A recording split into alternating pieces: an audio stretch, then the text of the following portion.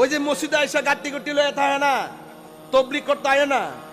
তবলিগ তো মাগনা জিনিস না, তবলিগ কঠিন জিনিস। এই বাংলাদেশে যে সিস্টেমটা আছে এটা হলো তালিম। তালিম এটার নাম হলো তালিম। আর তবলিগ হইল বিদুর্মীদের কাছে দ্বীনের দাওয়াত দেওয়া। এটা বড় কঠিন জিনিস। এই কঠিন জিনিসটা আমরা সহজ বানাইছি, 3 বেলা ভাত খাই আর ঘুমাইয়া। এই তবলিগ উঠে গেছে বলেই ইহুদিরা বাংলার জমিন নয় মুসলমানদের ঘরে ঢোকার সাহস পাইছে। কথা বলেন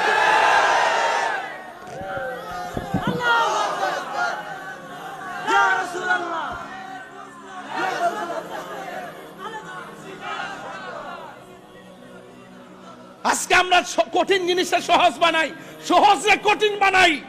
মুসলমানদের কাছে মুসলমানদের দ্বীনের দাওয়াতের নাম তাবলীগ না, এটার নাম তালিম।